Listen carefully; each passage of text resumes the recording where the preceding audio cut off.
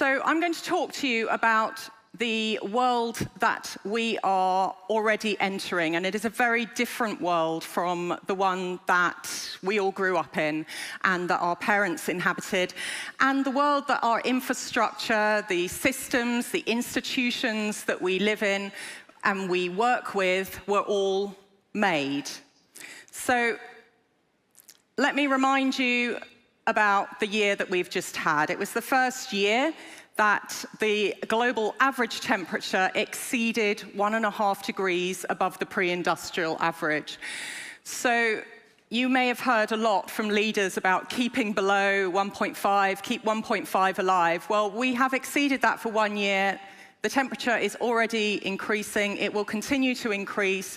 We're likely to exceed 2 degrees in the coming decades, and then it will continue to go up. Now, it really, really was extraordinary what we experienced last year. And I'm just showing you this so that you can see the stark difference. We are now living in the post-climate change world. It is a different world. It means that the conditions that we took for granted, the reliable seasons, the reliable weather periods, harvests, the types of agriculture that we can grow and where we can grow them, this has all changed. We're now moving into a world of extremes. This is the sea surface temperature. We're seeing dramatic changes in fisheries. This is just the last one that I took. And this is a world which is becoming dramatically unlivable in places across the world. So the Philippines had a heat wave above 50 degrees, but so has most of South Asia as well as Southeast Asia. These are unlivable conditions, and they continue. So last year, we had 60,000 excess deaths just in Europe. And I want to clarify that this is something that is happening here. It's not just happening over there in the global south. It's happening everywhere. This is a global phenomenon, and it's having huge repercussions to people's lives. So what happens is, as the temperature increases, as more carbon dioxide or methane or other greenhouse gases trap that heat, they're trapping extra energy. And it's that extra energy that drives these much more intense storms, that dries out the soil so we get drought. Poland has had at least a decade of increasing drought.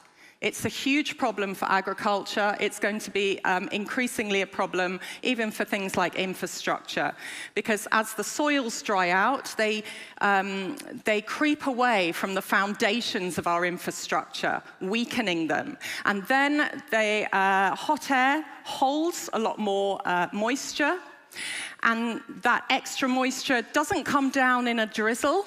It comes down as flash floods, and that washes away that infrastructure. It washes away the topsoil of agriculture, and it causes landslides. It causes huge problems globally.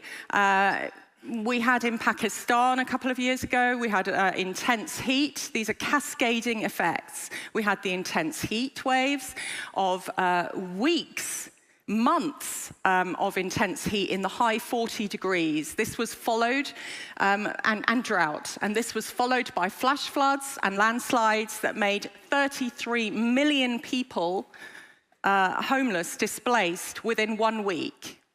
We're going to see these cascading effects. That flash floods also washed away the topsoil, washed away a lot of agriculture, and that means food availability becomes limited, which pushes the food prices up, which makes it unaffordable. And, you know, climate change is a threat multiplier. So that means it feeds into a lot of the experiences people are already having, whether that is poverty, whether it is marginalization because of the kind of religion or tribal group or language group or whatever, or skin color that people live in. When the main government, when the state cannot provide the basics, that a state is supposed to provide, enough food, water, security, homes, etc. That leaves a vacancy for other groups, for extremist groups to come in and gain support because they can promise that they can provide these things. And so when we get hunger from Sudan to Mali, as we have at the moment because of climate change, because of drought, it feeds in to that instability, that conflict. It exacerbates a lot of the things that we already have. And that's happening, this inequality of experience is happening not just globally, between the global north and the global south, but also within nations. In the world's richest country, in the United States, it's notable that the people that suffer the most from the effects of extreme heat or flooding are the poorest, the ones that cannot afford to sell their uninsurable homes and move to safety when floods and storms hit, when fires hit. They are the poor black people that are living in the basement apartments in New York that drown in their apartments. So this is something that highlights inequality across the world and that we have to grapple with. So, people are displaced in the rich world, in the poor world. The world is becoming increasingly unlivable. It's because of climate change, it's because of our emissions pathways. I'm not going to show you lots and lots of graphs, don't panic. The good news is we are no longer following the emissions pathway of business as usual, which is the 8.5 emissions scenario. So we're not going to see those horrific temperatures at the end of the century and with the associated sea level rise. The bad news is we are not following this nice, keep safe, keep below 2 degrees either. We're somewhere between those two. There is a high likelihood that at the end of the century we will be on a global average of between 3 and 4 degrees above the pre-industrial average. Now that is a devastating issue. It's devastating for the economy. Billions, tens of billions of pounds, I think it was about 60 billion euros was spent in disaster damage just in the EU in the last year. The year before it was even higher. The United States, we're well above that.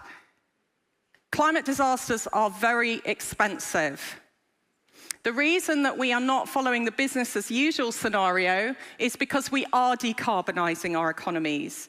We are moving towards a huge and phenomenal renewable energy outlay.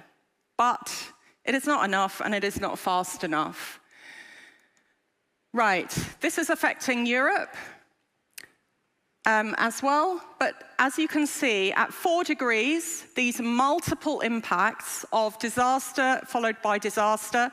Most climate refugees, by the way, are at the moment moving within borders, multiply quite often, as they get hit by one thing after another, and they're living in very vulnerable places.